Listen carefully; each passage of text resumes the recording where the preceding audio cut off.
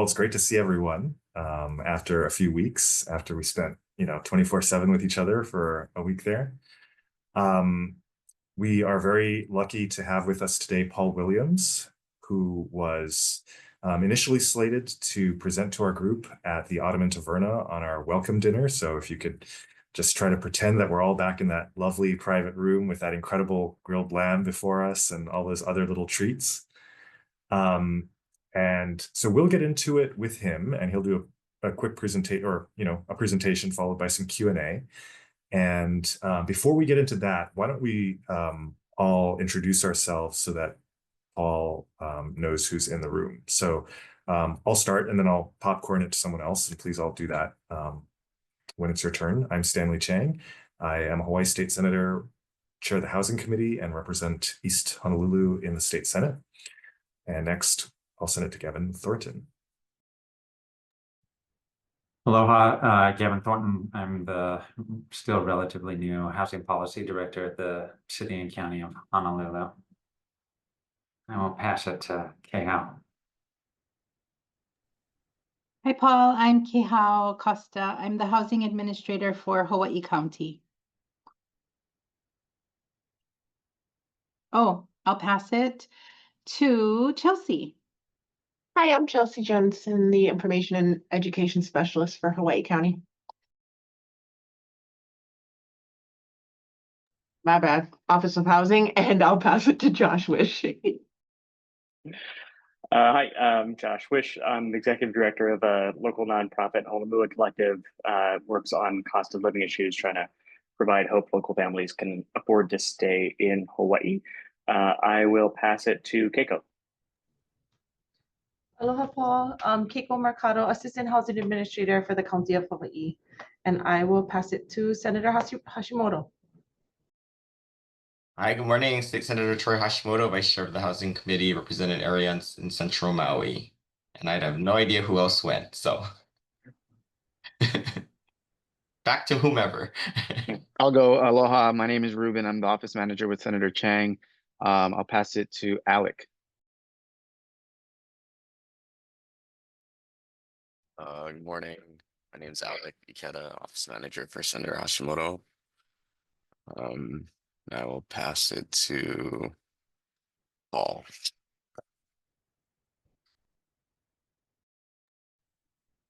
Is that everyone? We think? Do we get Joe? I know he's off camera, but no. Hi, everyone. Joseph Campos, Deputy Director, Department of Human Services. And I'm off camera because of poor internet. I think Casey. Oh, put me on the spot, Ruben. I'm Casey Shoji. I'm Senator Chang's new committee clerk. Yeah, thank you.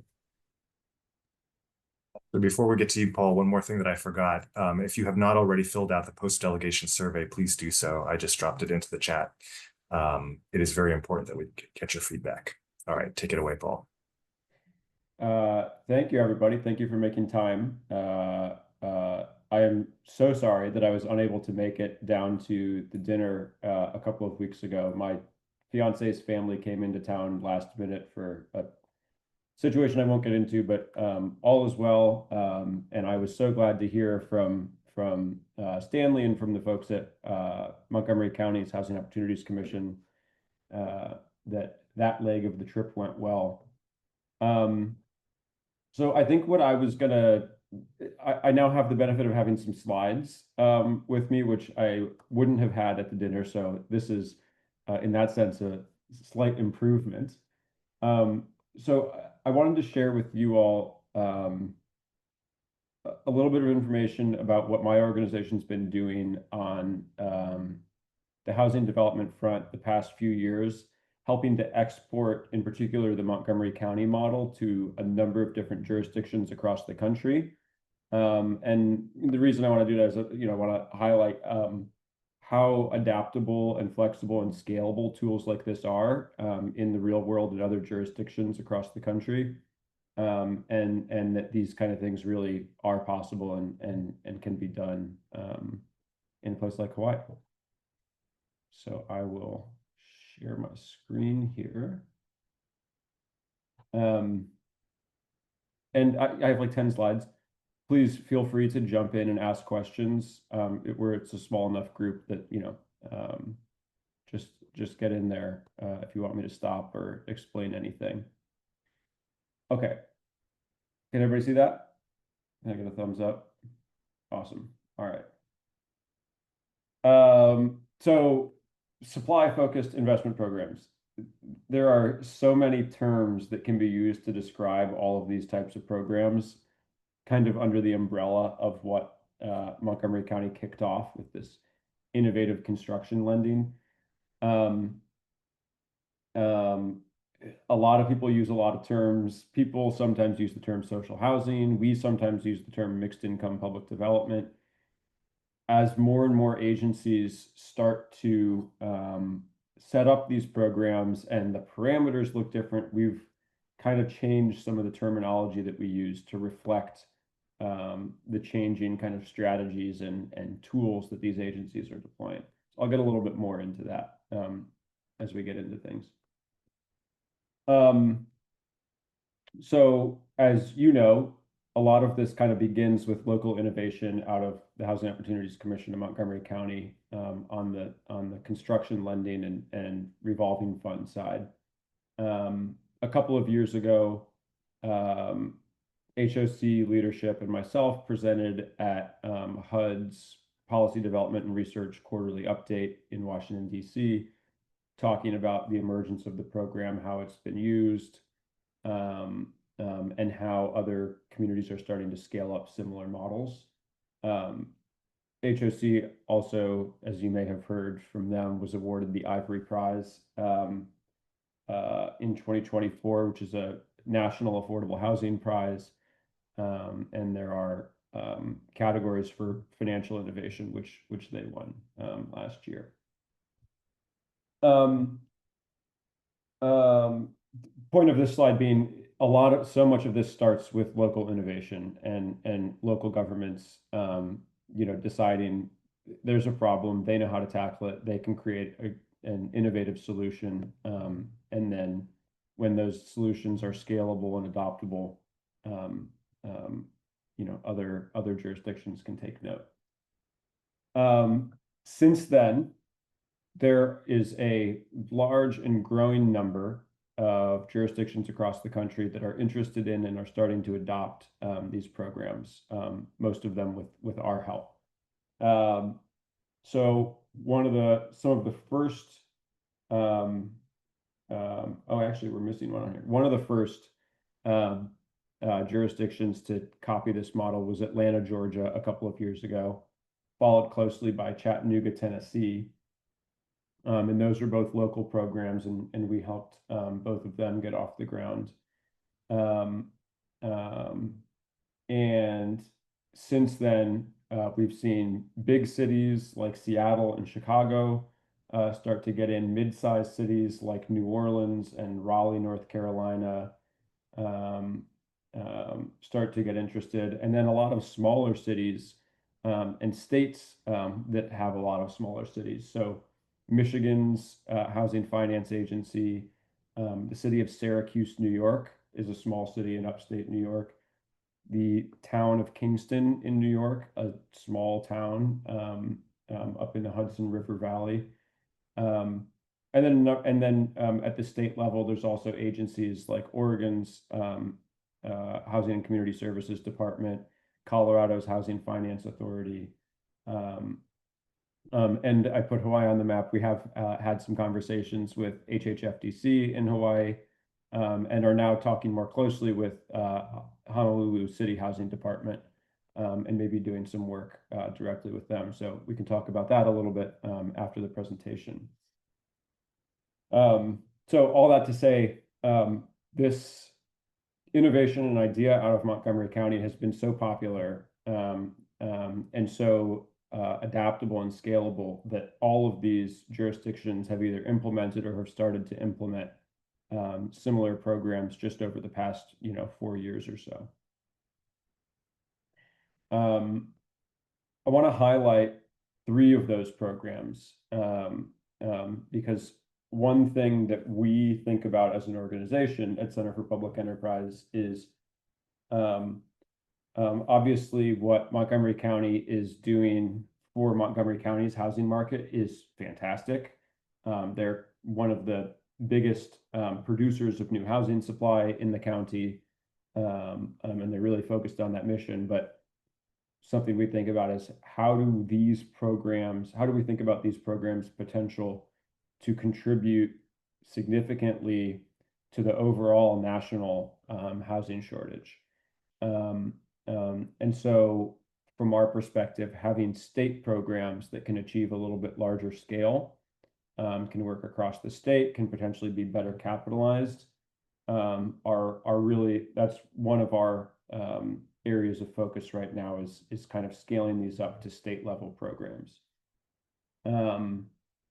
So all in the past year, we have seen New York State, Massachusetts, and Michigan all through their state housing finance agencies, so their version of HHFDC, create a revolving fund program for doing mixed income and middle income multifamily development. So in New York, they call their program the Housing Acceleration Fund.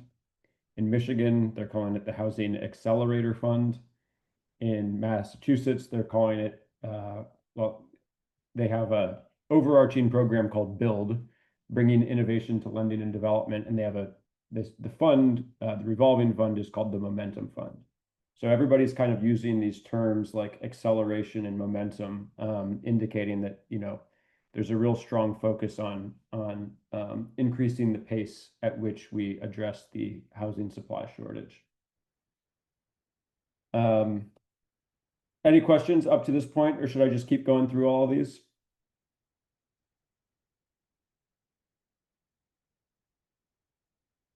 No? Okay, great. I'm gonna keep going.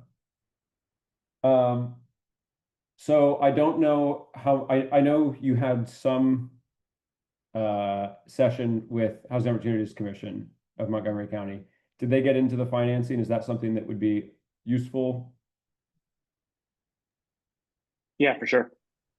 Okay, great. I'll talk a little bit about it. So there are kind of, the way I think about it, we have two primary channels for financing multifamily housing in the US today. On the right-hand side here, we have the traditional affordable housing development capital stack, where you have a big slice of low-income housing tax credit equity, and then you have all of these other gap funding sources, local grants, state soft debt, maybe some CDBG, some federal grants, all stacked together, and then a smaller slice of debt that the project can support as well. The challenge with this channel for housing development is a couple of things. One, it's obviously very complicated to put all of these pieces of capital together. And two, primary challenge is there's a limited supply of these congressionally appropriated scarce federal resources. And most states that get a bucket of that money from Congress spend every dollar in that bucket. And there's, you know, that's what you have. Congress gives you a bucket of money, you spend it on as much affordable housing as you can, and that's what you do. On the left-hand side, we have market rate financing. So for a typical market rate multifamily developer, they can go out and get a much bigger loan. They can get maybe 50, 60, even 70% in some cases loan to cost on their mortgage to build a building. Then what they have to do is go raise the rest of that money from limited partners, from equity investors. So, you know, they may get 60% of their project cost. They need to go raise 40% from equity investors.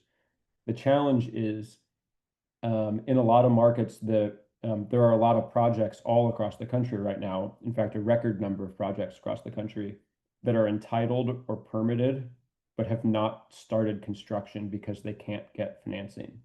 Because the combination of interest rates on debt being very high and equity investors having really high return thresholds that projects are unable to meet.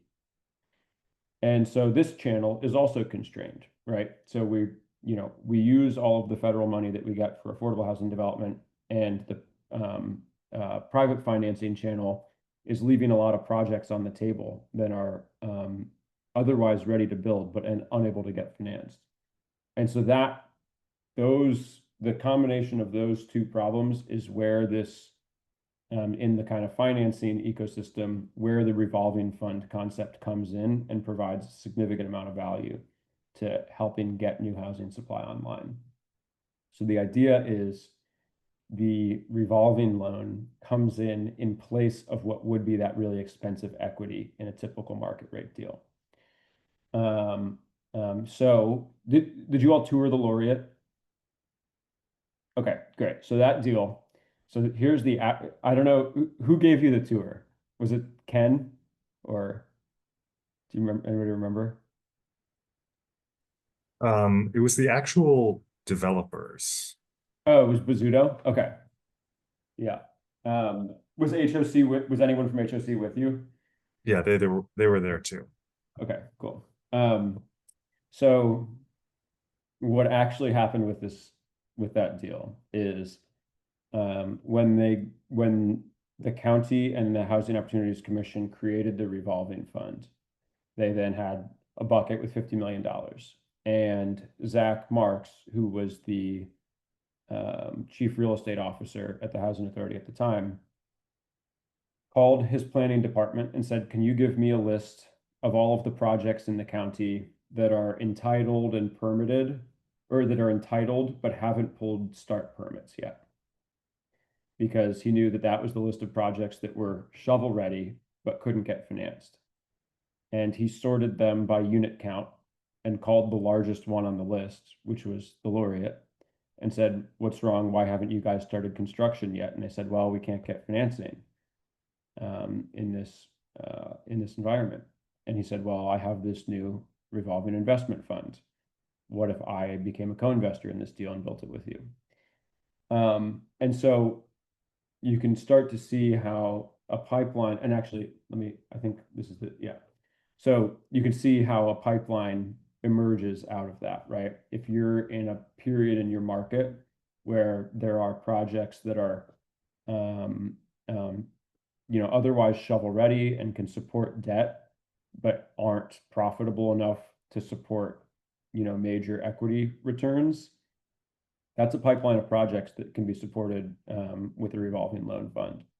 And again, that is what a lot of these other housing agencies that I mentioned that have created these programs are doing to identify their pipeline. On the other side, on the right-hand side, did you go to Hillendale, the construction site? You also went to Hillendale? Awesome. They took you all around. That's so good. I'm so sorry I wasn't there. I really do feel disappointed I couldn't make it. So this project is a little bit different. This one came out of HOC's affordable development pipeline. And, there's two buildings at this site. One of them, they do have some traditional affordable housing dollars in it. The other building is more of a standard mixed income with the revolving fund tool. And so, it won't always be the case that there's a huge amount of market rate projects that are unable to get financed that you can just kind of scoop up with a tool like this. And, that kind of ebbs and flows with the market. But what Montgomery County found, and what Michigan in particular, who we're working really closely with on their program, found, is they have so many people who come into them and apply for low-income housing tax credits and other traditional subsidies, and they don't have enough to fund all of those deals. There are a lot of projects that come in to apply for conventional subsidies that you can say, you know what, you're not going to get an award this year, but actually I'm making another conveyor belt. If you want to come in as a mixed income project, I can just still get you built right now, right? It won't be 100% affordable like a LIHTC deal, but we can get mixed income and we can get some of those affordable units and get the supply online.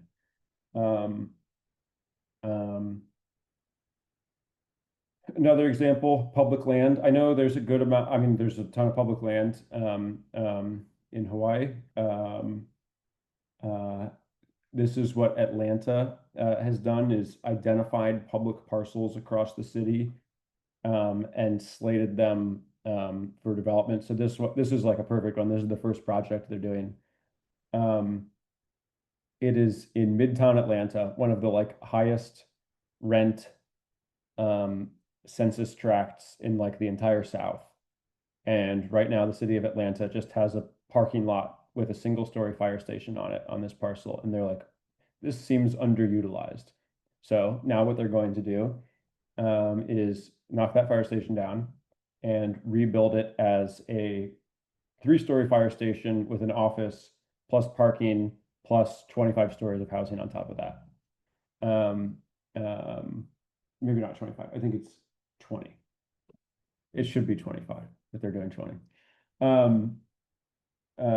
And so that one's going to start construction early next year. We're really excited about that one. And I think it's a really great way to think about this from a city perspective is, you know, where do I have land that's valuable, that's underutilized, that I could put housing on top of? And then here's a little bit about the pipeline in Massachusetts that I mentioned. So I mentioned Mass Housing has this build program in the Momentum Fund. And I also mentioned how across the country, there's a lot of projects that are entitled, but haven't started construction because they can't get financing. Here's a map that Mass Housing put together of 20,000 units through they have a 40B program, which is like it gives like a zoning fast track and a density bonus for projects that do mixed income in suburban areas along the metro line. Sounds like there's a lot of like levers to it, but actually there's a ton of stuff that actually works with it. Anyway, there's a lot of units that have been permitted through this program and approved, but have not started construction because they can't get financed. And so this is what they're thinking. This is how they're deploying their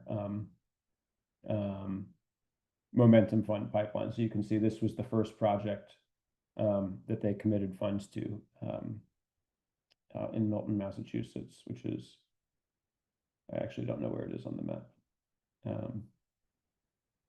I can't find it at first glance. Anyway, their fund is only 50 million, but they're going to have all of that committed within like 8 months. And I think it's going to be an opportunity for them to go back to the legislature and say, look at this huge pipeline of projects that all need to be financed. We're going to help build all of them, help support us with this expanding this revolving fund. And then this is last slide. This is just an update. This is actually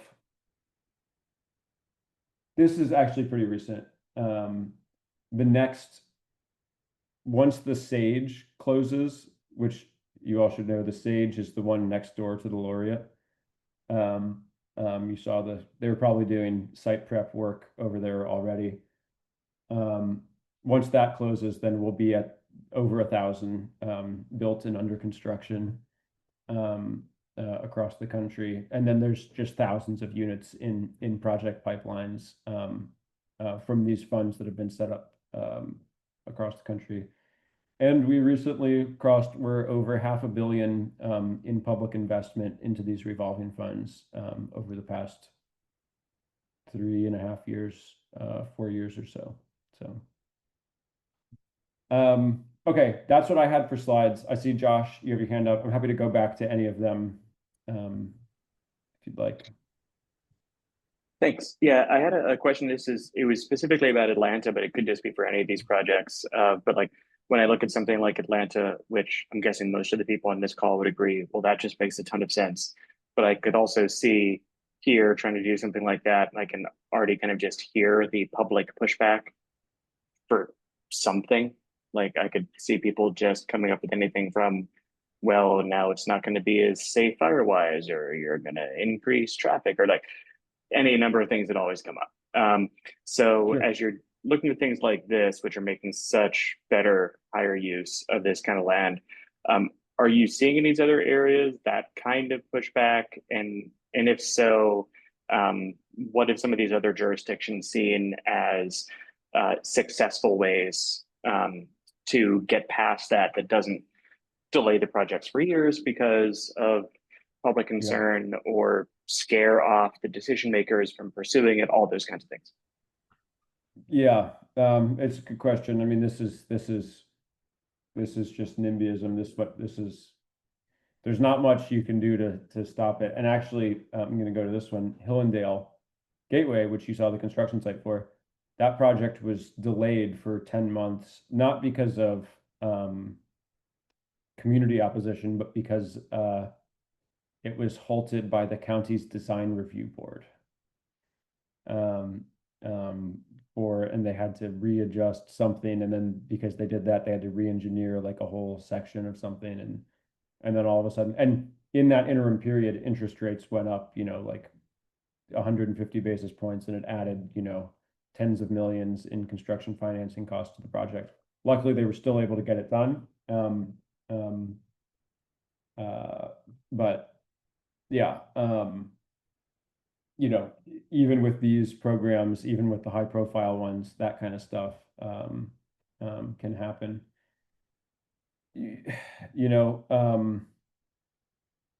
I think one thing you can do is really target these kinds of programs to projects that already have a bunch of their approvals, right? They may have already gone through some sort of process and are essentially just waiting to get final financing. And that works for stalled stuff in the market pipeline that you can add affordability to. And then and actually on the affordable side, so MISHDA, the State Housing Finance Agency in Michigan, we helped them set up this program, and for them, a couple of the projects that we're doing with them this year are in suburban communities that have never had a single affordable housing unit built, because they're higher income and high opportunity, and the neighbors oppose anything. Like if you try to build a affordable apartment complex, the neighbors are furious and say, my God, no, not in my backyard, right? Because they're doing these projects as mixed income, so there's market rate, like the Laureate market rate component and some affordable units.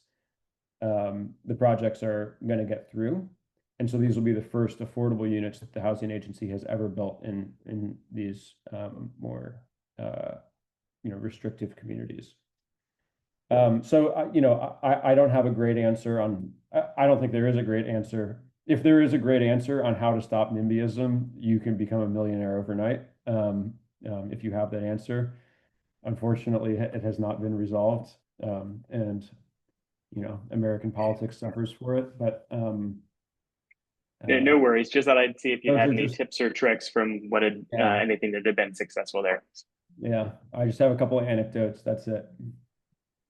Got it. Thanks.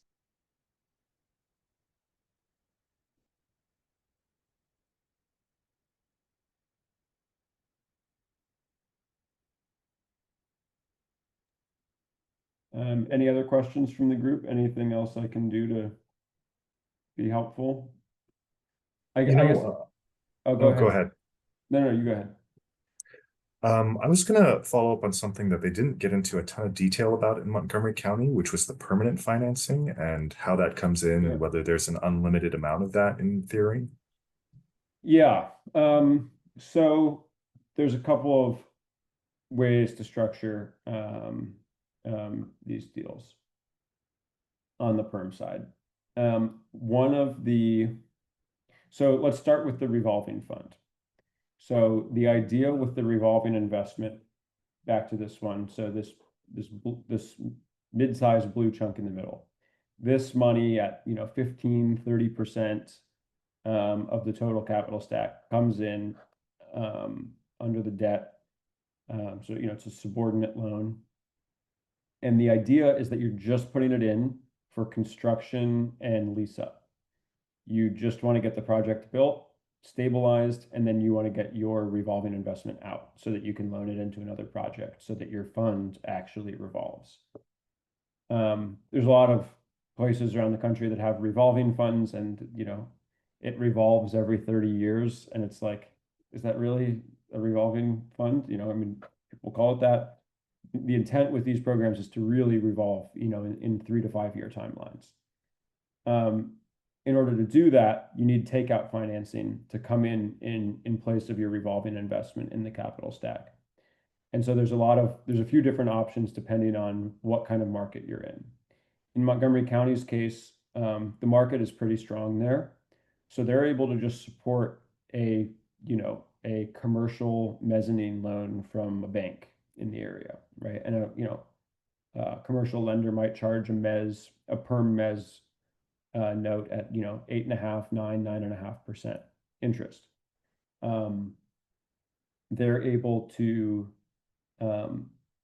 They're only able to get that though once the project is built and stabilized. Again, the issue is you're not going to get capital like that at the construction period. Once you're built and fully leased up, there's plenty of lenders who will come in your place in that position in the stack.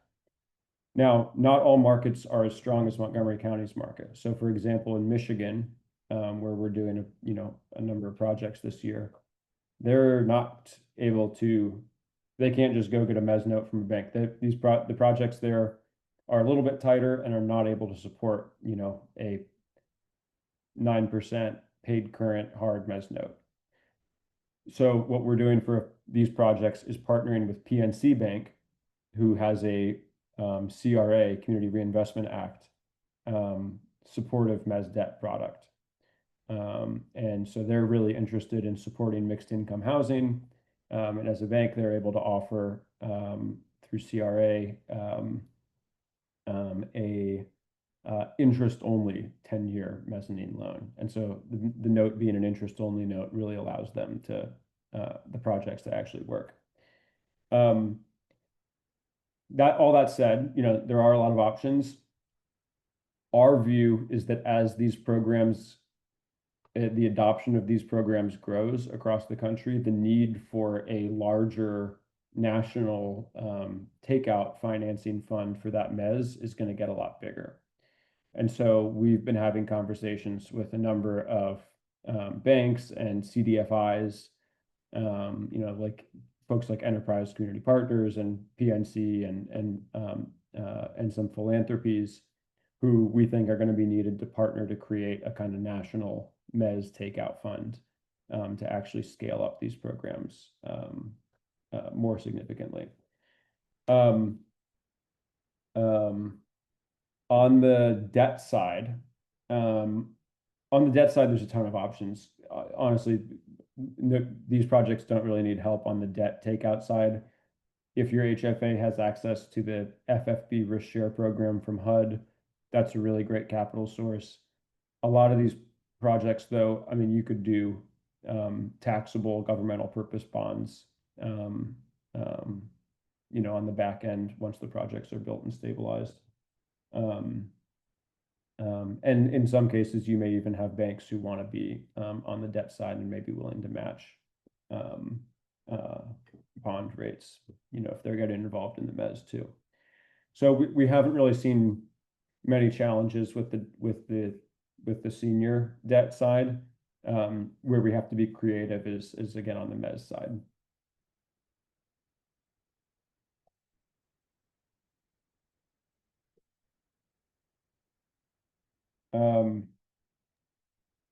But I was going to say, so we've had a couple of conversations with Honolulu, Kevin Auger, who I assume many of you know,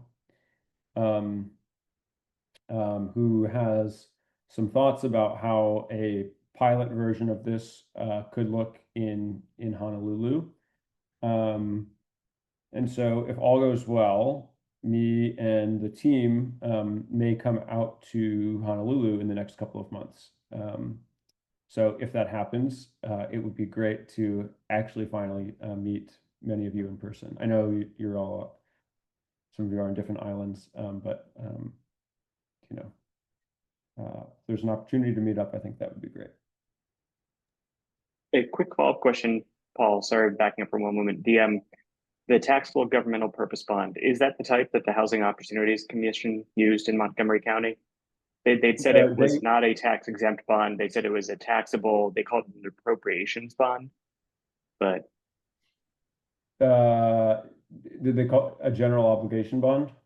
no, they said it wasn't a GO bond. They said it wasn't a revenue bond. They said it wasn't tax exempt. And someone correct me if I'm wrong. My recollection was that they described it as a taxable appropriations bond. It was just a taxable bond, Josh. We do that all the time. Just a taxable bond. Yeah. Okay. Yeah. For some reason, I don't know why they called it an appropriations bond. That stuck in my head. Which is Kayreen. Who said this? I don't remember. Yeah. I mean, and to Senator Hashimoto's point, if they just said taxable bond, that would have made more sense to me. It was the appropriations thing threw me for a loop. No, it's okay. So it was a tax. So the bond that, I assume this was Kayreen talking. The bond that Kayreen was talking about is the bond to capitalize the revolving fund itself, not the bonds that are supporting the project level debt. So there was a bond issued to create the revolving fund itself, and then the revolving fund just exists, and it is a bucket of money, and it makes loans into projects, and those projects are supported with their own various debt instruments. The taxable bond, though, oops, sorry, I froze. The taxable bond was to create the revolving fund. The actual debt on the Laureate and on Hillendale and on the Sage, these are all risk share bonds. So these are bonds issued by Housing Opportunities Commission that are through a special FHA mortgage insurance program called risk sharing, which is a special program available to housing finance agencies.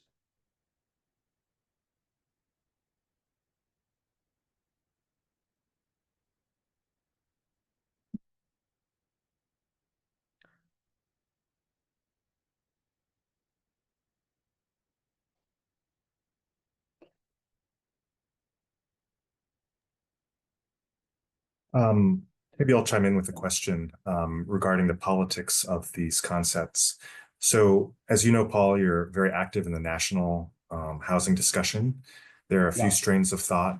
One is that we can upzone and deregulate our way to unleashing the private sector, which will create, the tens or hundreds of thousands of new units that will end the housing shortage in high-cost jurisdictions like California.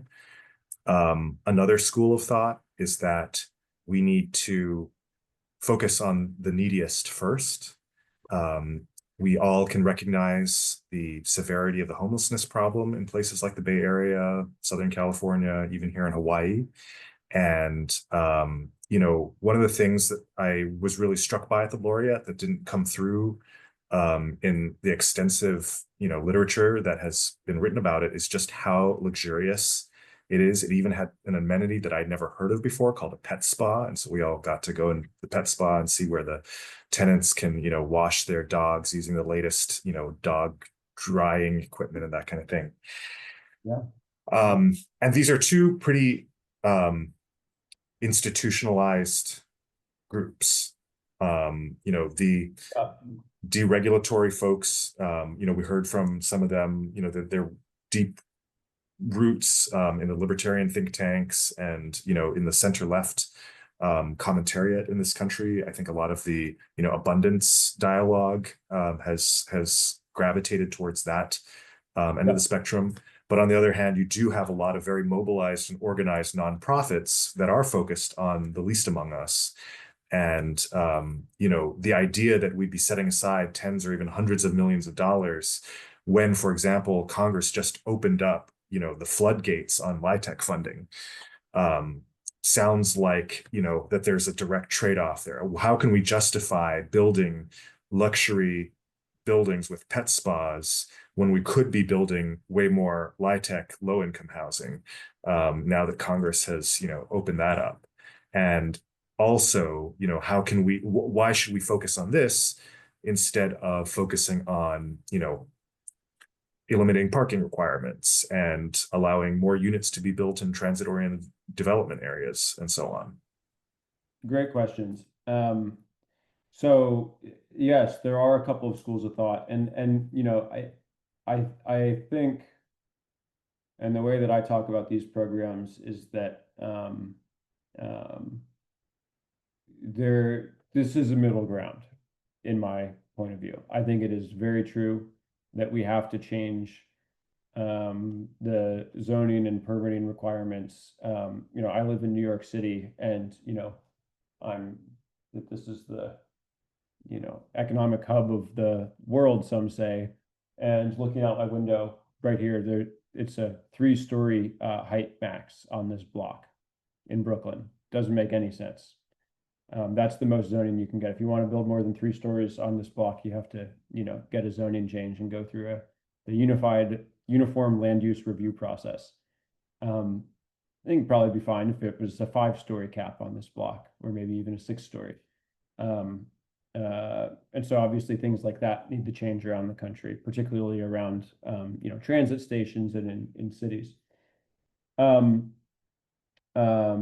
I also think it's the case that it is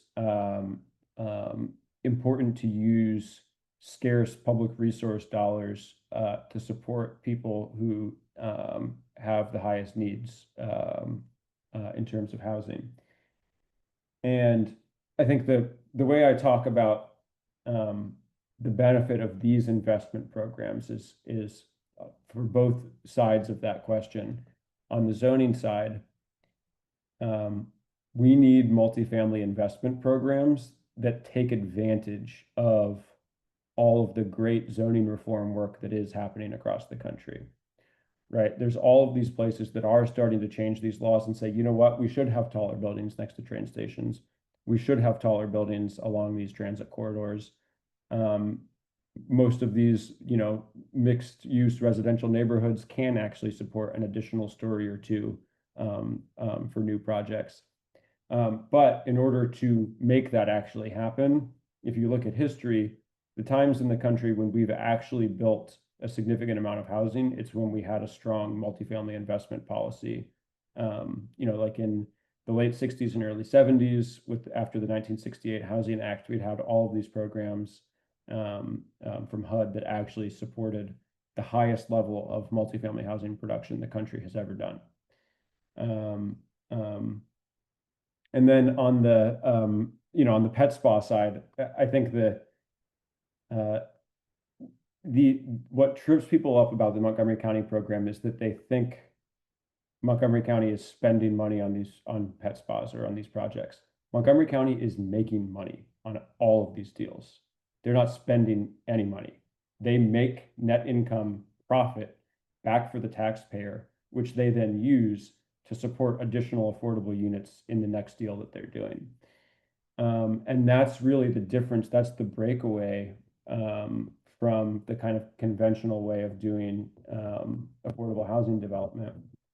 To put a, you know, finer point example on that, HOC has a portfolio of mixed income stuff that they built in the 2000s and 2010s.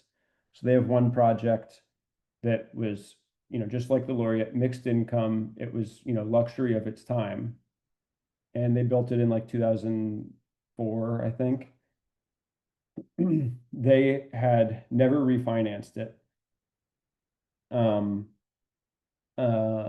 And in 2021, before rates went up, they refinanced that deal after, you know, 15 years of paying the mortgage, 16 years paying the mortgage.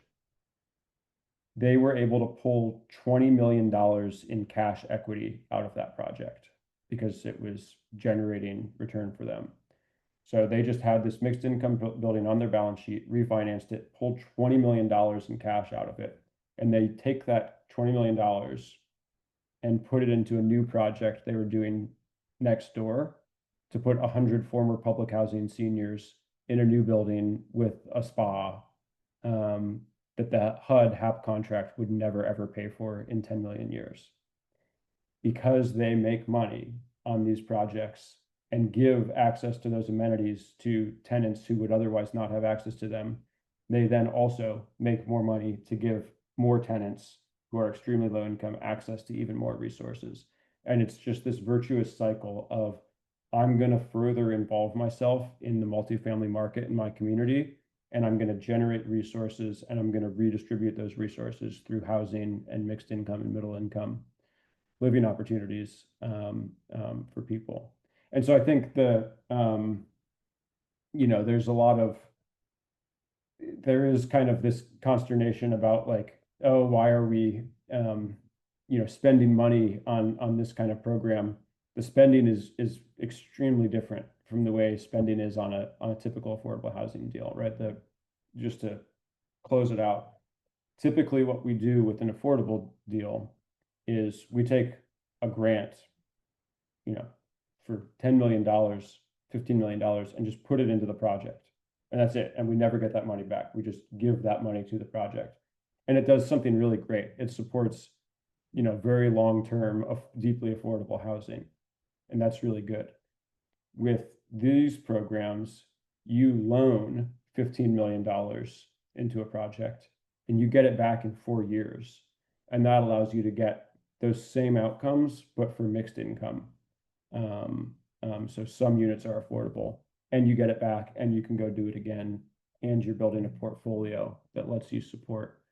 And I mean, really what I think the important thing about these programs is that it allows the housing agencies to be more deeply involved in the housing market in their jurisdiction, rather than only being an administrator of a pool of federal resources, right? Which is a really important job, administering federal resources properly. But to use programs like this to stepping stone into being, I can actually shape the multifamily market, and it doesn't actually cost me that many resources, and I can generate these kinds of outcomes through that.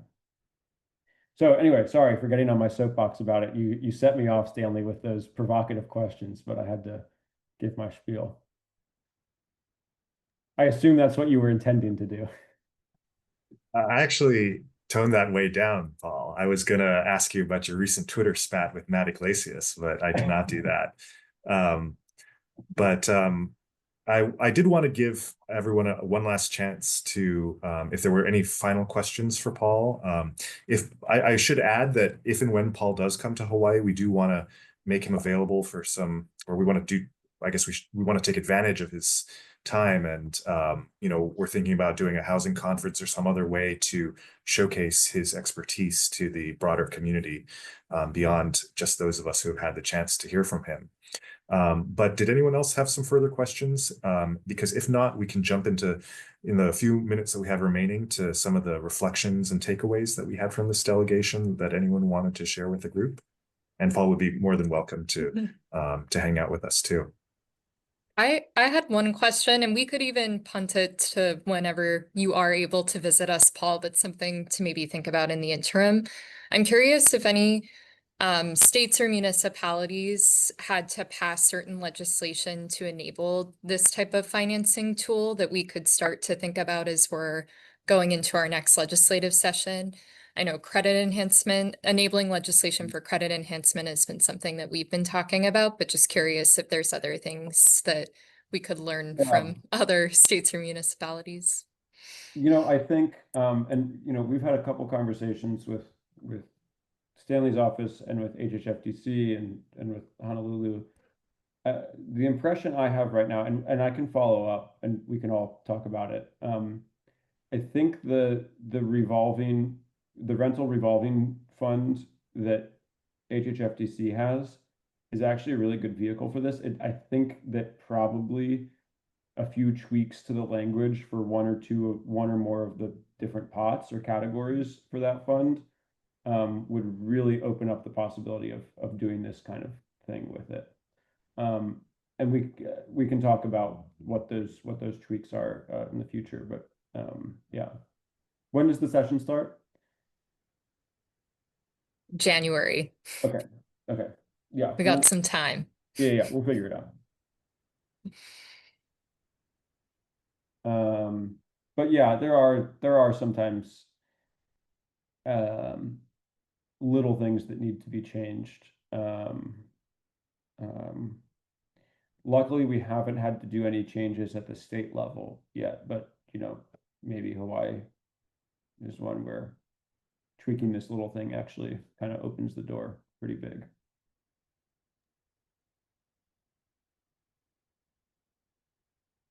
And then just a plug for everybody, our affordable housing dashboard, we do track projects that are waiting for financing and are stuck in that contingent financing stage. So we can share out some of those projects that are currently stuck. Some of those are on state lands or county lands as well.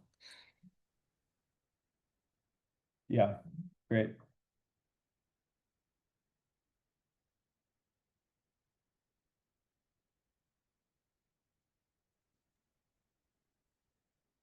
Okay, great. Well, yeah, thank you again, Paul, for so generously sharing with our group. So we're sorry you missed that wonderful Turkish dinner that we had, but we look forward to welcoming you here to Hawaii in the near future.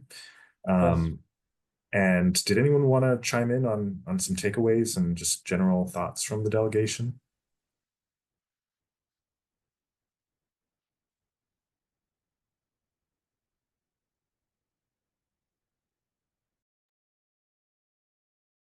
I'd be happy to share a few. I tried to capture a bunch in my surveys, but just again, like Mahalo, I thought it was a wonderful trip and came back with so much stuff to dig into and research further. But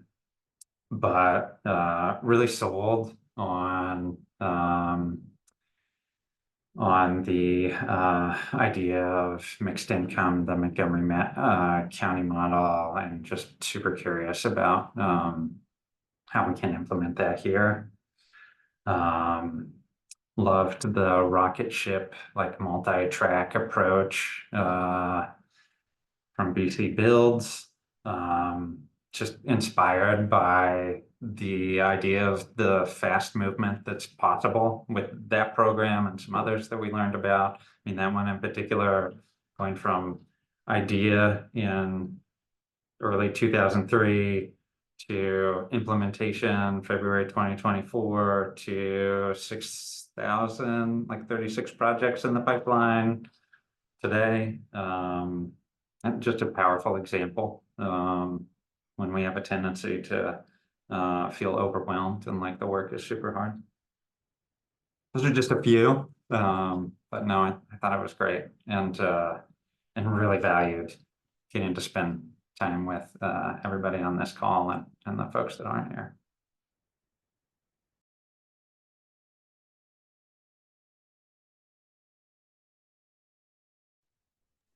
Well, let me just jump in real quick, just because I'd like to get people's input.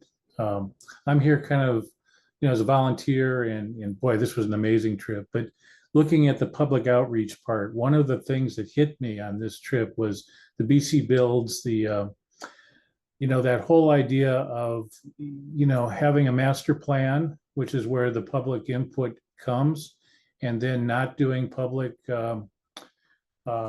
meetings for individual specific projects that fit the plan, right? It seems like that could really do a lot to speed up the process. And for me, it's important though that the public actually understand the master plan. And I've been to the meetings. We do have public meetings, but they're not well attended. I don't think there's very many people that have read the plan. And so my feeling is, sort of looking where I fit into this, is I think that's an important element. I would love to see that implemented where there is no public meeting if it fits the plan that everyone agrees on. And then how do we get that plan, that vision out there of what the master plan is with public input so it can be changed as needed. So that's the part I'm interested in. I think I can be working on that, and would appreciate anybody's comments on ways to get that vision out there to the broader public so that they actually have information and know what the place is going to look like, 30, 40, 50 years from now. Thank you very much for allowing me to go on the delegation. It was tremendous. I got so much out of it. Thank you. Well, before we get to Angie, I wanted to chime in on that. We had the chance, Keith, to talk about that very issue while we were there. And I've been having some further follow-up conversations here about building something like a Singapore City Gallery, something that, you know, a lot of cities have around the world that would actually show the past, present, and future planned growth for Honolulu. That might be something that we can work with the city on. Maybe it could be a state project if it encompasses all the islands. I think that there are potential sources of funding out there, but I definitely agree that we don't do a good job here of making things, of publicizing what that growth looks like. And, you know, there was that NIMBY question earlier that was asked, you know, maybe if we had models of what the, you know, Atlanta Fire Station would look like and had those sitting around for 5 years and lots of school groups coming in and neighborhood board members checking it out, I feel like, you know, the community wouldn't feel like it was blindsided when, you know, the shovels do start to go into the ground. Anyway, Angie, go ahead. Yeah, I just wanted to say I thought it was a great trip. I learned a lot. And as my first housing delegation trip, I thought it was really powerful just being able to stand physically in the building, see the residents, feel the experience of what those government housings feel like, and kind of think about how that would translate here, what that would look like.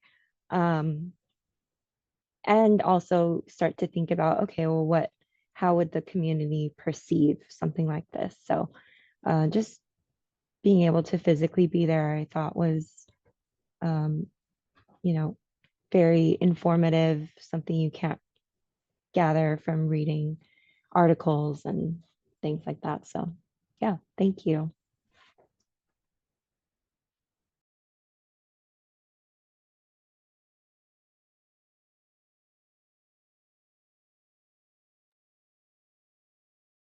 Right. Well, we are at 11 o'clock and I do want to be respectful of everyone's time. So for those who joined us a little bit later, I want to put into the chat the post-delegation survey again. Please do complete that if you haven't already. Your feedback is very important to us.